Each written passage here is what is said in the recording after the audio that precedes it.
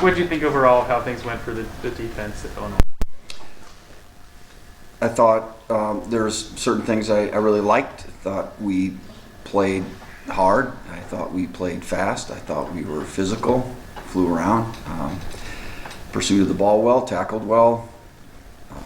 Some of those things were good. I think Illinois is obviously a pretty physical team that wants to try to run it, and I felt like they didn't have a whole lot of success doing that. So there's a lot of things that I think are positives, but I guess the biggest takeaway at the end of the game is we didn't win. So quite honestly, they had some of their best success in the fourth quarter. So some of it, they made some really nice plays. Some of it was, quite honestly, us not doing the job that we need to do. So, we didn't really execute a couple calls very well, and it was just enough that they were able to make some plays on us. So, most disappointing, I guess, that the last time they had the ball, they ended up kicking a field goal, but I think they got like 3 first downs before they kicked the field goal, and had some 3rd and longs, and just didn't quite get off the field and with enough time for our offense to really have a fighting chance. So I'm happy with certain things, but again, this is a kind of a win or loss deal. So we didn't win. So you can feel good about a couple areas, but understand we gotta put it all together. With the defensive line specifically, just what'd you like, maybe get out there a little bit, like what'd you like about what you were able to see from that group and maybe some of the newer faces? Yeah, I thought they were physical. I thought we got off the ball. I think we got some good knockback. Tommy Dunn really did a nice job in there, playing the run and particularly, so that was good to see. And again, I felt like the guys that were playing in there were really holding our own, more than holding our own sometimes and most of the time, and so I think that was encouraging, because obviously Illinois, they got some pretty big dudes, and said they're a pretty physical downhill kind of a team, and that didn't seem to bother us too much at all. So I think that's encouraging going forward. You mentioned Tommy there. Just how has he started this season? Like, what have you seen from him over the first 2 games, and do you feel like he's reaching a new level for himself? Yeah, I hope so. Once in a while he's been a little bit inconsistent in his past, and I do think though he's strung together some practices that you would say, hey, this is real progress, and then the real test is get in the game and see what a guy can do. And he's probably our best interior defensive player in there last week. So now we got to keep going this way and not have the dips in the road. But he's such a good kid. He's such a great kid, and so you just really want it for him. And I think he's really understanding better what he needs to do, which is just be that more consistent in what he does. What have you thought so far about DJ Warner and his adaptation to the collegiate level? Well, I think the plays that he's played has been good. I don't know that we'd want to put him in there for 40 or 50 snaps a game right now. So he's been kind of in that 15 to 20 play range, and the plays that he's played, I think he's done a really nice job. He's understanding the defense better, so not really making some of the mistakes that he maybe once had made, just in terms of, I don't know what the guy's going to do. I think he's doing what he's supposed to be doing, he's playing pretty physical.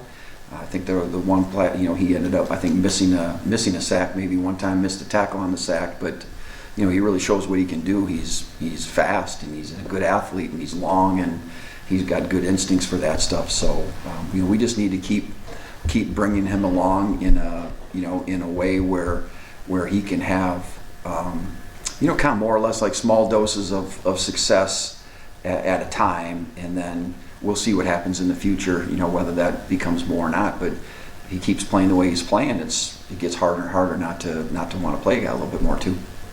We talked a lot about Marvin playing the kind of that Cinco role. What did you see from him on Saturday in that spot?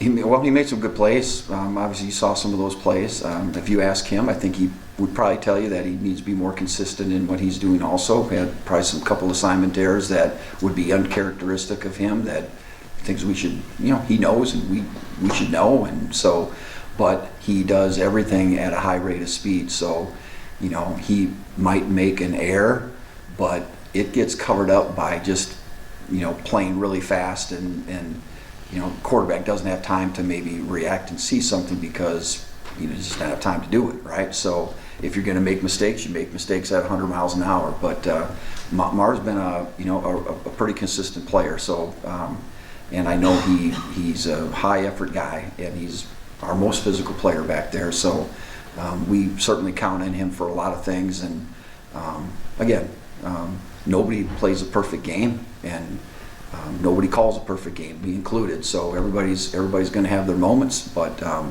you know, again, just keep playing at a high rate of speed and reduce the moments going forward that we make mistakes, and he'll be a great player.